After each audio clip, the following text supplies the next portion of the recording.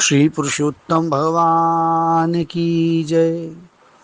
गौलोकाधिपति भगवान मुरली मनोहर कृष्ण कन्हैया लाल की जय। पुरुषोत्तम मास की जय। भगवान इस प्रकार कहते हैं कि जो इस अधिक मास की उपेक्षा करेंगे और इसमें किसी भी प्रकार के धार्मिक कार्यों को नहीं करेंगे, स्नान दान गौ सेवा संत सेवा इत्यादि नहीं करेंगे, वे निश्चित ही नरकगामी होंगे।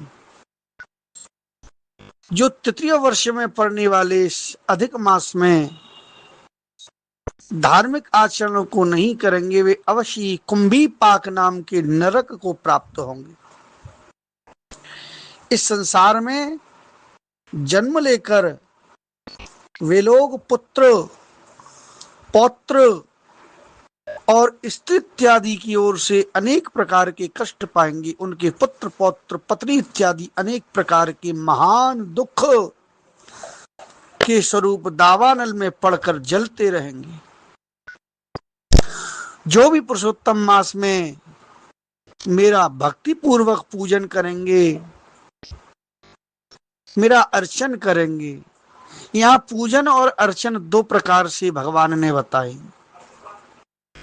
भगवान का विधि विधान पूर्वक पंचामृत अभिषेक करके इत्र चंदन अक्षत फूल माला तुलसी अनेक प्रकार के नैवेद्य ब्राह्मण भोजन साधु सेवा पूजा की श्रेणी में आया है।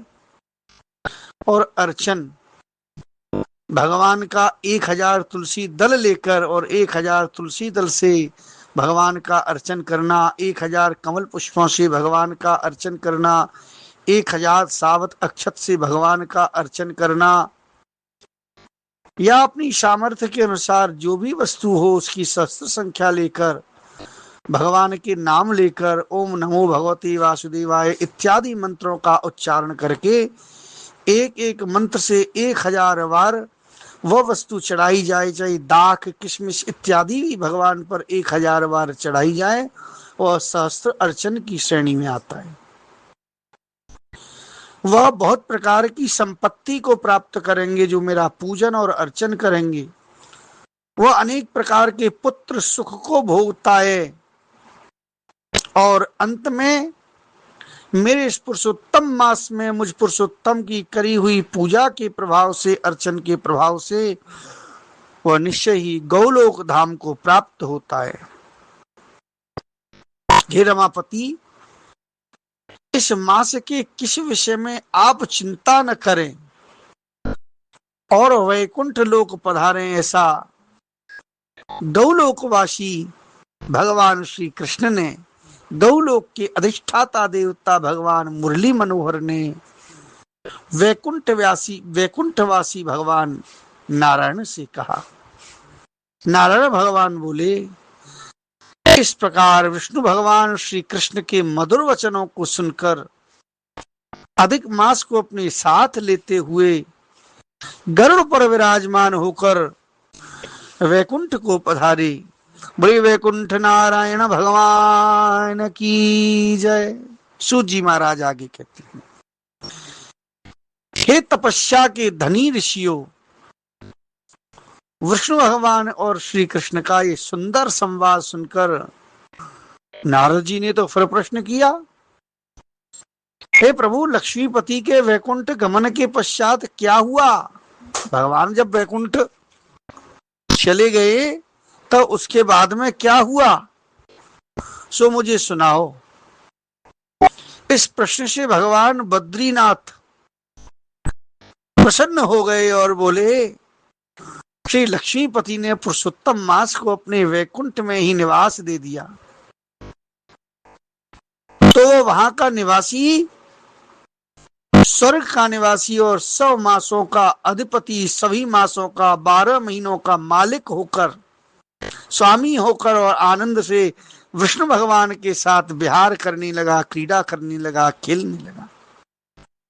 इसके अनंतर हे मुनि, भक्तवत्सल करुणा सागर भगवान युधिष्ठिर और द्रौपदी की ओर देखते हुए भगवान श्री कृष्ण से अर्जुन से कहने लगे, हे राज शार्दूल, मुझे पता है कि आप लोगों ने वन में आकर बड़े कष्ट सहन किए हैं, इसी से आपको पुरुषोत्तम मास का ध्यान नहीं रहा। श्री कृष्ण का प्रिय पुरुषोत्तम मास का तुमने आदर नहीं किया। व्यास जी से शिक्षा प्राप्त करने हेतु युद्धशील अर्जुन भी इस इंद्रकोल नाम के पर्वत पर तप करने के लिए चले गए। उसके विछोह में, उसके वियोग के दुख से दुखी होकर आप लोगों ने भी अज्ञानता में पड़कर भगवान श्री कृष्ण के स्वरूप पुरुषोत्तम मास को व्यतीत होने नहीं जाना और यह भाग्यवश हो गया और पुरुषोत्तम मास आपके जीवन काल में बीत गया। अब मैं आपके दुखों के दूसरे कारण का इतिहास आपको बताता हूं, तुम ध्यान लगाकर सुनना। भगवान श्री कृष्ण बोले, यह द्रौपदी पूर्व जन्म में एक विद्वान ब्राह्मण की पुत्री थी।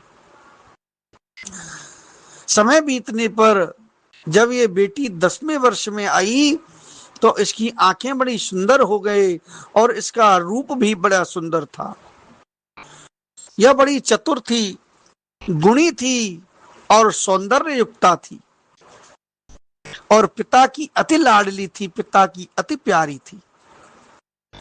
पिता ने इस कन्या को अपने पुत्र की भांति पाला पोषा था, कभी उसकी उपेक्षा नहीं की। वह साहित्य, शास्त्र और नीति में भी निपुण हो गई। माता की मृत्यु पहले ही हो गई थी, इससे उसे पिता ने ही पाला था। पड़ोसियों सखियों का सुख देखकर वह भी पुत्र इत्यादि की कामना